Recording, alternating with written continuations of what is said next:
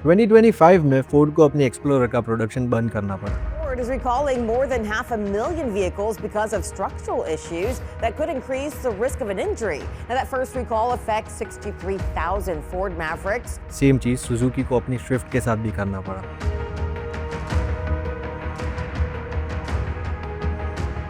और Indian auto makers को message मिला कि नेक्स्ट टर्न आपका होगा। This wasn't war, it was just one rule that got signed in Beijing. Surprisingly ये रूल इतनी छोटी चीज के बारे में था कि आपका दिमाग खराब हो जाएगा। मैग्नेट्स, जो कि आपकी गाड़ी के मोटर्स में लगता है, जैसे कि वाइपर हो गया, स्टीयरिंग हो गया या फिर ईवी मोटर्स। पर प्रॉब्लम ये है कि 90% of this magnets are made in China.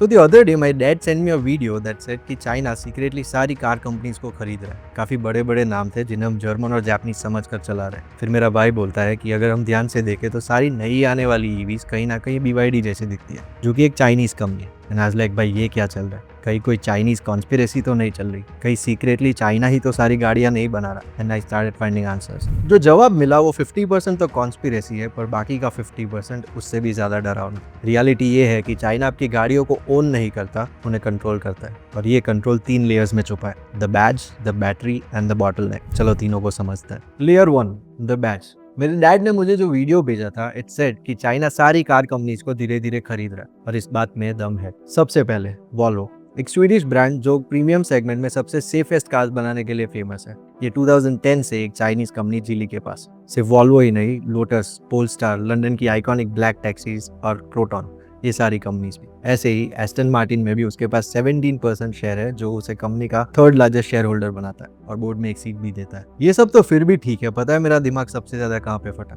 Mercedes. 2 Chinese company, chilli और स्टेट ओन्ड BAIC, दोनों मिलाकर मर्सिडीज और उसकी पेरेंट कंपनी में 20% होल्ड करते हैं आज की डेट में। उस वीडियो में और भी कई नाम थे, जैसे फरारी और फियाट, पर ये सच नहीं है। हालांकि फरारी लूचे के डिजाइन देख के मुझे शक तो हुआ था। तो अगर चाइना इतनी सारी कंपनीज ओन करता है तो क्या इसका मतलब ये है कि पूरी इंडस्ट्री चाइना कंट्रोल कर रहा है?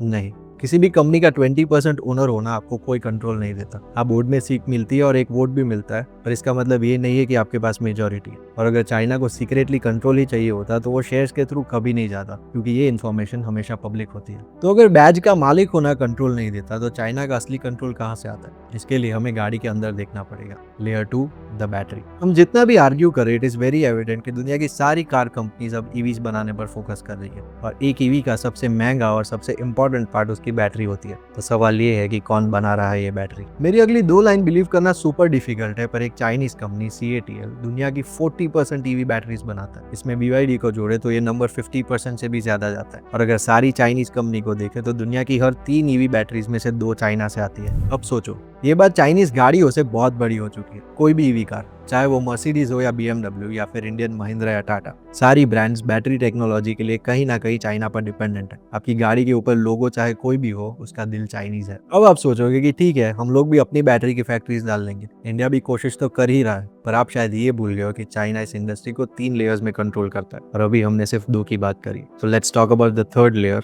The bottleneck. इस लेयर को मैंने बॉटलनेक इसलिए कहा है क्योंकि कल जाकर अगर इंडिया बैटरी फैसिलिटीज डाल भी देता है, फिर भी चाइना कंट्रोल करेगा कि हम कितनी बैटरीज बना रहे हैं। और अगर बैटरीज का भी सोल्यूशन निकल गया, फिर भी चाइना कंट्रोल करेगा कि हम लोग कितनी कार्स बना रहे हैं। ऐसा कैसे? अभी बताता हूँ। ईवी कार्स में सबसे इंपॉर्टेंट पार्ट भले उनकी बैटरी है, पर इनमें कई और पार्ट्स होते हैं जो आपकी गाड़ी को चलने में हेल्प करते हैं, जैसे कि मोटर्स। अब चाहे बैटरी हो या मोटर्स, इन्हें बनाने के लिए हमें कुछ मिनरल्स चाहिए। ये मिनरल्स होते काफी सारे देशों के पास है, पर इन्हें यूजफुल बनाने के लिए इनको पहले रिफाइन करना पड़ता है। यहाँ चाइना का ब्रह्मास्त्र है। पहले बैटरी के अंदर चलते हैं। बैटरी का हार्ट होता है लिथियम। दुनिया का ऑलमोस्ट 60% लिथियम चाइना में रिफाइन होता है। बैटरी के एक साइड को कहते हैं एनोड, जो बनता है ग्रेफाइट से। 96% यानी कि ऑलमोस्ट सारा का सारा दुनिया का ग्रेफाइट चाइना में रिफाइन होता है। फिर आता है कैथोड, बैटरी का दूसरा पार्ट। इसमें होता है कोबाल्ट और निकल। दुनिया का 75% कोबाल्ट कांगो से आता है, जिसका 80% माइनिंग चाइना कंट्रोल करता है, और रिफाइनिंग का भी 75%। यानी कि अगर हम लोग बैटरी बनाने भी लगे तो हर एक रॉ मटेरियल चाइना से आएगा। अब मोटर्स। किसी भी गाड़ी को चलने के लिए एक मोटर को घूमना पड़ता है, और उसके घूमने के लिए उसे लगते हैं मैग्नेट्स। कोई आम मैग्नेट नहीं, नियोडिमियम मैग्नेट। ये सबसे powerful commercially available permanent magnets होते हैं। इन मैग्नेट्स में नियोडिमियम और प्रेसियोडिमियम इसे ताकतवर बनाते हैं, और डिस्प्रोसियम और टर्बियम इसे हीट रेसिस्टेंट, क्योंकि एक चलती हुई गाड़ी की मोटर 180 डिग्री सेल्सियस से भी ज्यादा पहुंच सकती है हाई स्पीड पर। ये नियोडिमियम, प्रेसियोडिमियम, डिस्प्रोसियम, टर्बियम, ये सारे रेयर अर्थ्स ये वो ग्रुप ऑफ मिनरल्स है जो मॉडर्न टेक्नोलॉजीज के लिए बहुत इंपॉर्टेंट है। And guess what, in rare earths का 91% रिफाइनमेंट और 90% मैग्नेट प्रोडक्शन चाइना करता है। तो आपकी गाड़ी चाहे इलेक्ट्रिक हो या पेट्रोल, जर्मन हो या इंडियन, उनके मैकेनिज्म का कोर चाइना से ही आता है। और इसीलिए चाइना को ना किसी कंपनी को खरीदने की जरूरत है, ना किसी कॉन्स्पिरेसी की। 2025 में चाइना ने मैग्नेट एक्सपोर्ट पर रोक लगाया और आपको याद है वीडियो का start. Ford Explorer, Maruti Suzuki Swift, इन सारों का प्रोडक्शन बंद हो गया। हम इतना प्राउडली जर्मन कार्स चलाते हैं, पर यूरोप में मैग्नेट्स 98% चाइना से जाते हैं। ये वही बात हुई कि हम चाहे जितने भी गेहूं उगा ले, सारी फ्लोर मिल्स चाइना के पास। हमारे घर में रोटी बनेगी या नहीं बनेगी वो चाइना डिसाइड करेगा। तो अब सबसे बड़ा सवाल कि चाइना के इस 3 लेयर कंट्रोल में सबसे ज्यादा कौन फंसता है? वो हम हैं, इंडिया। चलो अभी ये कहानी सुनते हैं। अप्रैल 2025 में जब चाइना ने ये रेयर अर्थ मैग्नेट्स के एक्सपोर्ट पर रोक लगाया, हमारी मारुति ई विटारा का प्रोडक्शन 67% से कम करना पड़ा। इवन बजाज के इलेक्ट्रिक स्कूटर्स भी अटक गए थे। सिर्फ ईवीज और मटेरियल्स की बात नहीं है। फॉक्सकॉन, जो कि दुनिया की सबसे बड़ी इलेक्ट्रॉनिक्स कॉन्ट्रैक्ट मैन्युफैक्चरिंग कंपनी है, उसने अपने चेन्नई वाले प्लांट से 300 चाइनीज इंजीनियर्स को वापस बुला लिया इंडिया में टेक्नोलॉजी ट्रांसफर रोकने के लिए।